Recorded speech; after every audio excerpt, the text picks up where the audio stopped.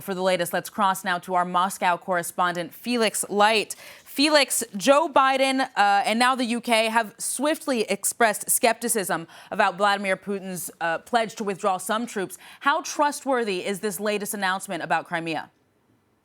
Well, Erin, these last couple of days have really been sort of full of mixed signals.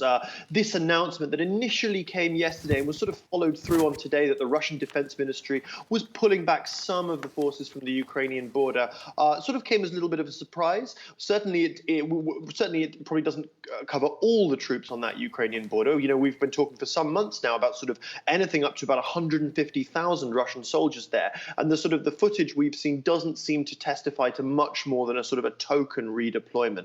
But that being said, a drawdown would chime with more conciliatory noises coming from the Kremlin in the last couple of days. You'll remember just this weekend, and it seemed like we were really on the brink of sort of a Russian offensive in Ukraine, and the Russian Foreign Ministry was moving its embassy out of Kiev, and it really looked like they were setting the stage for an offensive. Well, in the last couple of days, we see Vladimir Putin saying that he doesn't want a war, that he wants to continue diplomacy. And so we don't know the precise magnitude of this redeployment, but it may well simply be in service of this push for renewed diplomacy.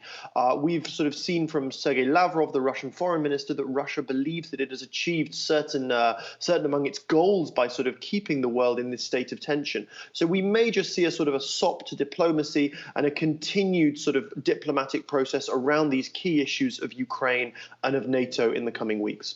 And Felix, there was another development within Russia yesterday linked, of course, to this ongoing crisis. That's Russia's State Duma backing a resolution calling for diplomatic recognition of the Donbas republics. How might this affect the ongoing standoff? Well, the key thing with the Donbas is that this motion really blows up what is called the Minsk process. That's the 8-year-long peace process, rather fragile, rather stalled in this East Ukrainian process. It ultimately calls for these two sort of self-proclaimed, unrecognized pro-Russian states in the Donbas to eventually rejoin Ukraine.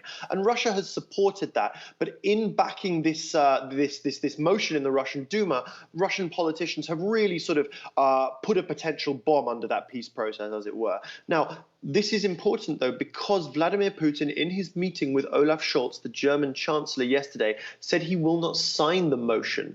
He will not be recognizing the Donbas, regardless of the fact that his own parliament has urged him to do so.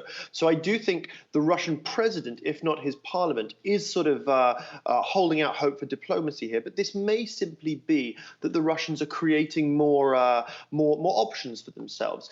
If negotiations in the future do not go to their liking, then they can always simply recognize the Donbas and formalize that region's separation from Ukraine. So I would see this as a sort of a long-term diplomatic play for now. All right, Felix, certainly sounds like there are still a lot of unknowns towards substantially reducing those tensions. We'll keep it there for now as we continue to follow the situation as it evolves. Thank you, Felix Light in Moscow.